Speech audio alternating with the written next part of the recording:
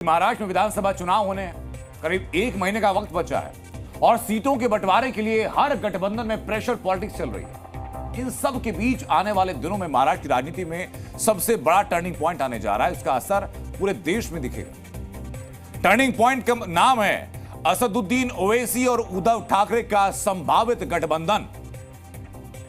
उद्धव ठाकरे कांग्रेस और शरद पवार को असदुद्दीन ओवैसी से दोस्ती करने के लिए मनाने की कोशिश कर रहे हैं और नहीं मानने के हालात में यह हो सकता है कि अपने कोटे से उद्धव ठाकरे कुछ सीटें असदुद्दीन ओवैसी को दें। कह सकते हैं कि राजनीति में ये दो अलग अलग ध्रुवों का मिलन होने की संभावना है।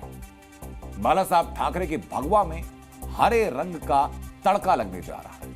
बाला साहब जो हमेशा सबसे बड़े हिंदुत्व का चेहरा रहे, कांग्रेस से हमेशा दूरी की बात की, लेकिन उनके पुत्र उद्धव ठाकरे ने कांग्रेस से गठबंधन किया, दोस्ती की और एक कदम आगे बढ़ते हुए संभावनाएं बन रही हैं असदुद्दीन ओवैसी के साथ गठबंधन।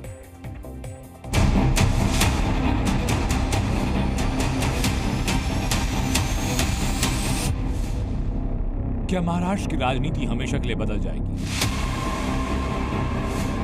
क्या उद्धव ठाकरे की राजनीति 360 डिग्री घूम जाएगी? क्या ओवैसी अब महाअघाड़ी के सदस्य होंगे? क्या उद्धव ठाकरे ओवैसी के लिए रास्ता बनाएंगे?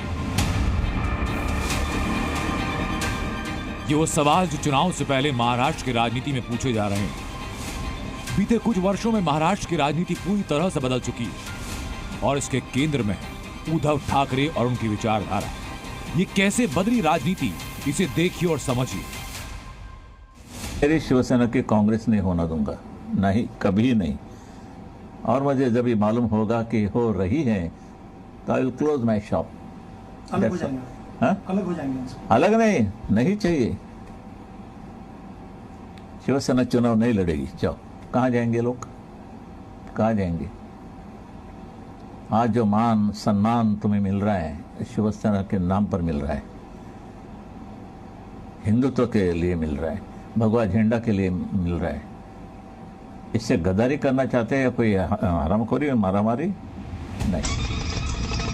कांग्रेस से नफरत करने वाले, उसके खिलाफ बोलने वाले बाला साहब ठाकरे की सोच से उद्धव ठाकरे अब काफी अलग निकल चुके हैं। आज वो कांग्रेस के साथ हैं तो उनके हिंदुत्व और भगवा पर सवाल खड़े हो रहे हैं। राजनीति कुछ भी करवाती है और शायद इसलिए आज उद्धव ठाकरे चुनाव जीतने के लिए महाअघाड़ी में ओवैसी की एंट्री चाहते हैं।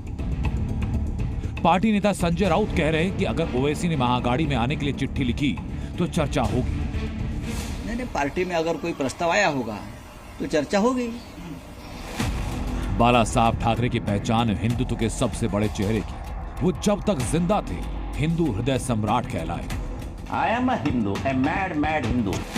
लेकिन उनके पुत्र उद्धव ठाकरे की राजनीति बदल चुकी है। मतलब सा कि अब ओवैसी से बैर नहीं, बाला साहब ठाकरे के भगवा रंग में अब हरा रंग मिल सकता है, क्योंकि ओवैसी बोल चुके हैं कि दोस्ती का खत लिखा, बाकी तय कांग्रेस को करना है।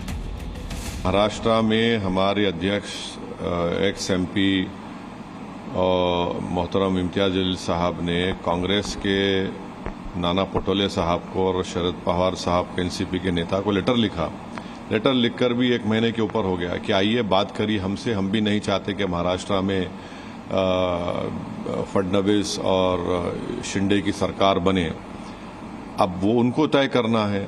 मैंने पब्लिकली भी इस बात को कहा है, तो अब और हम क्या कर सकते हैं? यानी साफ है, ओवैसी ने खत तो लिखा लेकिन कांग्रेस को लिखा और कांग्रेस ने चुप्पी साधी।